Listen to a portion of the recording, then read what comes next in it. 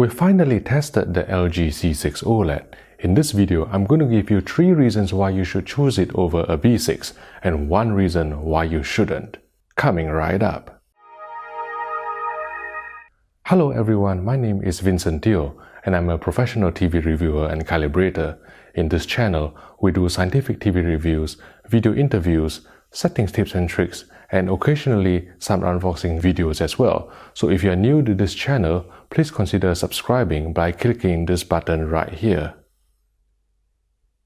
Okay, so many viewers who want to jump on the OLED bandwagon will be strongly considering LG's B6 and C6 series. As of today, the 7th of March, street prices between both are very similar, around £2,000 for the 55-inch version and £3,000 for the 65-inch model. Is one better than the other?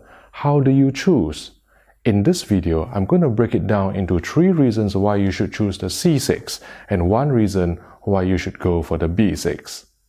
Reason number 1 you should choose the C6. 3D. It's obvious. C6 supports 3D and B6 doesn't. And if you own stacks of 3D Blu-Rays and still wish to watch them, then the choice is clear. Even if you're not a 3D fan, you should strongly consider watching 3D on a properly calibrated LG 4K OLED. It may change your opinion. I've said this before, and I'll say it again. The best 3D I've experienced have all come from LG's 4K OLEDs. There's just something magical about the combination of passive 3D and 4K native screen resolution. With passive 3D, you don't need to worry about batteries, syncing, flickering, and dimness.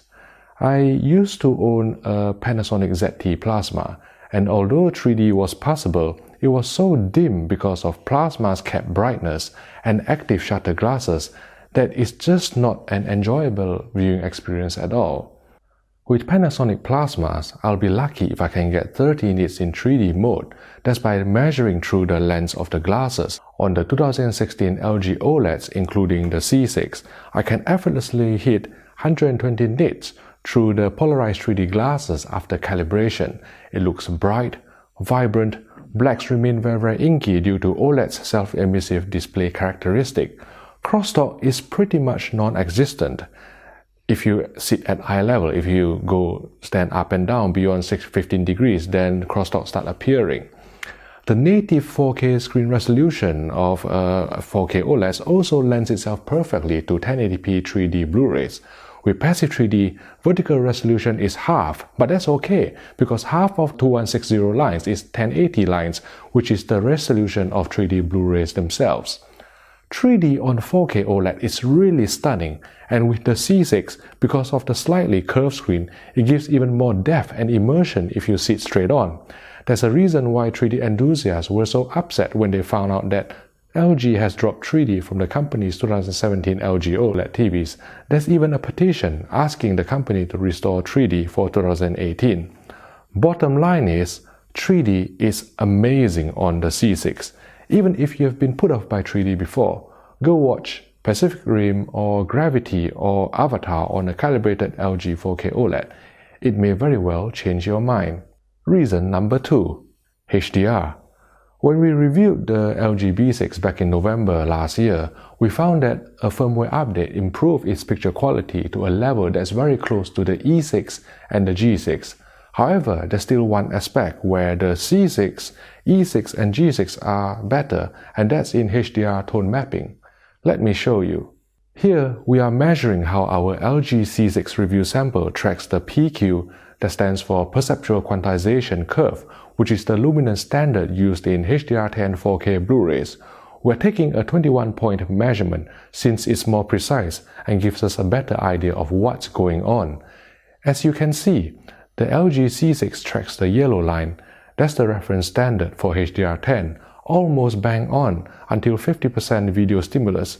This corresponds to around 100 nits in PQ terms, after which the display slowly tone maps the source luminance to its peak brightness capability.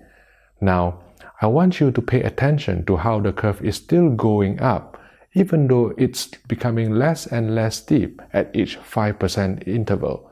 This means that the TV is trying to resolve more highlight detail beyond its peak brightness capability. Now compare this to a chart I've taken from our LG B6 review. It tracks very accurately until around 60% video stimulus, that's around 200 nits. But after 75% stimulus, that's 1000 nits, the line starts plateauing.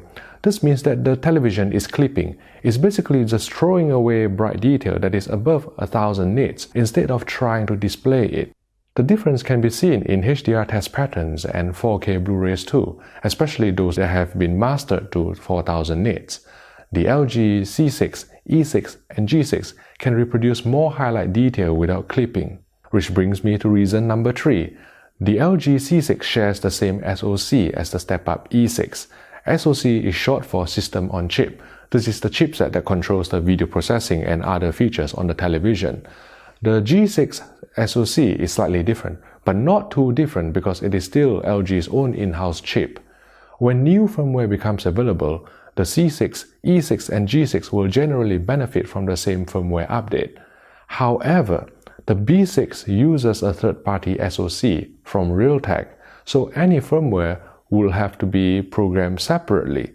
Put yourself in the shoes of LG engineers. If you want to roll out a new firmware update but have limited time on your hands, which one will you prioritize first?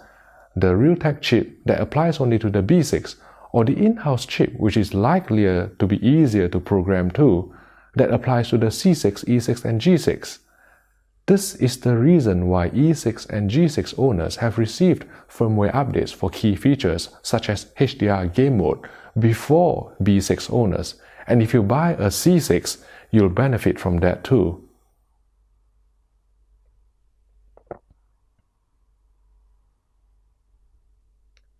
Okay, we've covered 3 reasons why I think you should buy the C6 over the B6, assuming prices are the same. But there's one caveat. The C6 has a curved screen. To be fair, the curve is quite subtle, but I know some enthusiasts who are hell-bent against curved screens, especially football fans who want lines on the pictures to look perfectly straight. Personally, I don't mind the curve at all. Within a few minutes of watching the C6, I don't even realize that it is curved. When it comes to curved or flat screens, it is purely personal preference, really. If you found this video useful, please give it a like, and if you are not a subscriber yet, please subscribe to the HDTV Test YouTube channel for more videos like this. Thank you for watching, and I'll see you the next time.